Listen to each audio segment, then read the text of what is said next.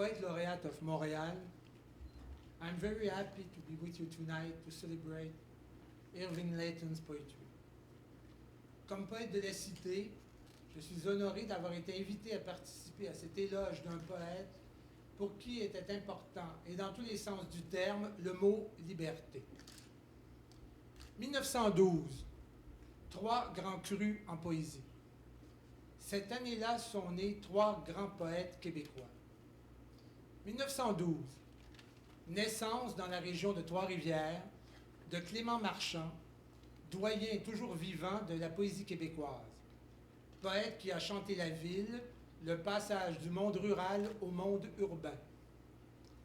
1912, naissance dans la région de Québec de Hector de Saint-Denis-Garneau, poète de l'enfance et du jeu, de l'équilibre fragile entre l'être et le réel. 1912, naissance à Tirgul-Neap, en Roumanie, de Israël Pinku Lazarovitch, dont la famille immigrera à Montréal en 1913. C'est dans cette ville qu'il deviendra Irving Layton, un poète original, fort et inspiré, auteur d'une 50aine de titres, traduits et encensés ici et dans le monde. En janvier 2006, Irving Layton meurt à Montréal à l'âge de 93 ans. Si une rue de Côte-Saint-Luc porte son nom, c'est sa poésie, toujours vivante, qui le portera aussi et pour encore longtemps. 2012, on est à Montréal, ville de poèmes, vous savez, et nous célébrons un grand poète. La vie après la vie porte parfois le beau nom de poésie. Je lirai d'abord un poème inédit que j'ai écrit en hommage à la poésie d'Irving Layton. Le poème est intitulé « Le nageur magnifique ». Irving Layton est un plongeur, un nageur magnifique, se jouant des rives par ses poèmes.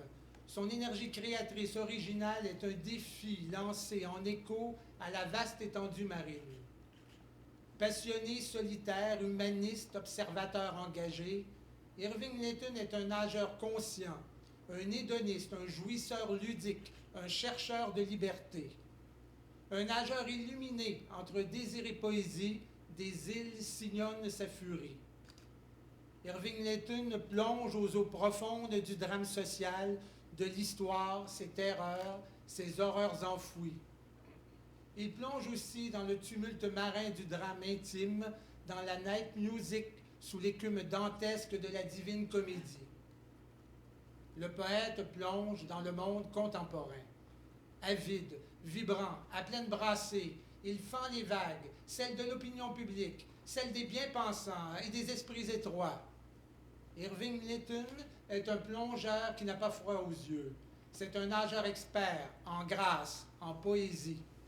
Nageur superbe, ironique, amoureux, un nageur inspiré, fasciné par les méduses, il fend les flots de l'énigme, il flotte, vif, au creux du courant, nostalgique face au temps perdu.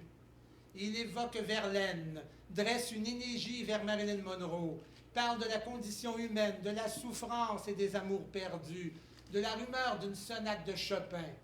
Nageur dionysiaque, à plein poumon, il transperce la mer, allant contre la mort, replongeant dans la naissance de la tragédie.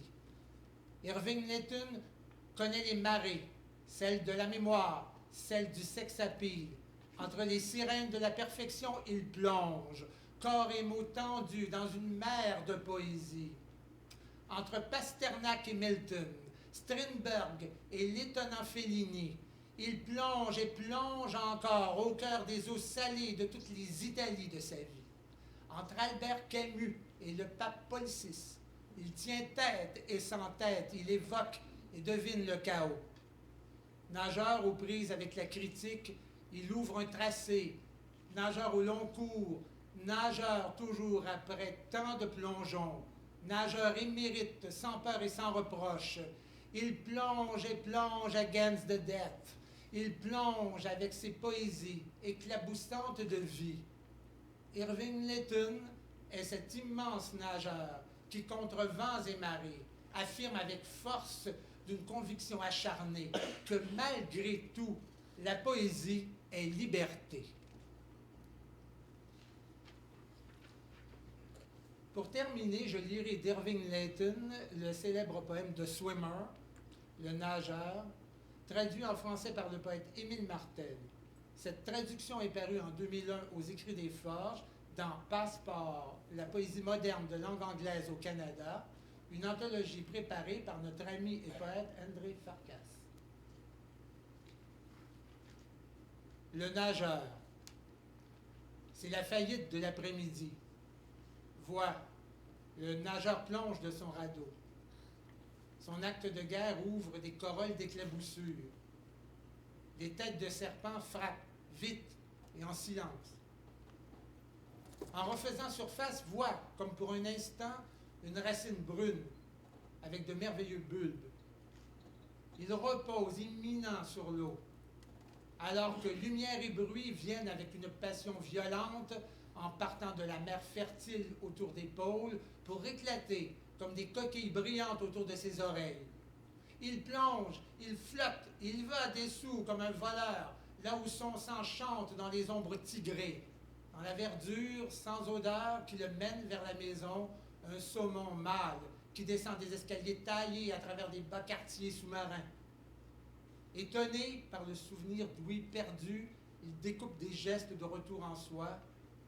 Sur la plage, comme un crâne, il pousse ses yeux à chercher le soleil qui se vide dans l'eau, et la dernière vague qui danse rejette son adolescence vers le sable de marbre.